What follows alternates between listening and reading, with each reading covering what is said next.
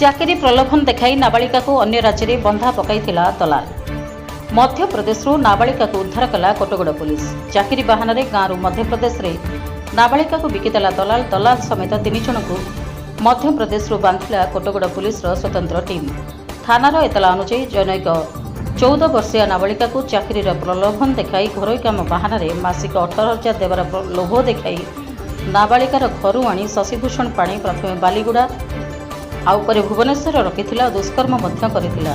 ତାପରେ ଝିଅର ସନ୍ଧାନ ନ ମିଳିବାରୁ ପରିବାର ଲୋକେ କୋଟଗଡ଼ ଥାନାର ଦ୍ୱାରସ୍ଥ ହୋଇଥିଲେ ଏବଂ ନାବାଳିକାକୁ ଶଶିଭୂଷଣ ପାଣି କେଉଁଠି ବିକ୍ରି କରିଥିବା ଅଭିଯୋଗ କରିଥିଲେ ପରିବାର ଲୋକେ। ଫଳରେ ଥାନା ଅଧିକାରୀ ଆନନ୍ଦ ଚନ୍ଦ୍ର ପାତ୍ର ଥାନା କେସ୍ ନମ୍ବର 145/2025ରେ ମାମଲା ରୁଜୁ କରିବା ସହ 137(2), 143(4), 318, 65, 1 ସେକ୍ସନ 4 ପୋକ୍ସୋ ଧାରା ଅନୁଯାୟୀ ଅଭିଯୁକ୍ତକୁ ଧରିବାକୁ କୋଟଗଡ଼ ଥାନା ଅଧିକାରୀଙ୍କ ନେତୃତ୍ୱରେ ଏକ ସ୍ୱତନ୍ତ୍ର ଟିମ୍ ଗଠନ କରିଥିଲେ, ଯାହାକି ଜିତେନ୍ଦ୍ର ବେହେରା, ଭୀମେଶ୍ୱର ମୁଣ୍ଡକା ପ୍ରମୁଖ ମଧ୍ୟପ୍ରଦେଶର ସାଗର ଜିଲ୍ଲାର ଜୟସୀନଗରରୁ ସନ୍ଦୀପ ପଟେଲ ଏବଂ ମହେଶ ପଟେଲଙ୍କୁ ଗିରଫ କରିବା ସହ କୋଟଗଡ଼ ଥାନାକୁ ଆଣିବାରେ ସକ୍ଷମ ହୋଇଥିଲେ ଏବଂ ସମ୍ପୃକ୍ତ ନାବାଳିକାକୁ ଉଦ୍ଧାର କରିବା ସହ ପରିବାର ଲୋକଙ୍କୁ ହସ୍ତାନ୍ତର କରି ସମସ୍ତ ଅଭିଯୁକ୍ତଙ୍କୁ ସ୍ପେଶାଲ କୋର୍ଟ କନ୍ଧମାଳ ଫୁଲବାଣୀକୁ ପଠାଇଥିବା କହିଛନ୍ତି କୋଟଗଡ଼ ଥାନା ଅଧିକାରୀ ଆନନ୍ଦ ପାତ୍ର।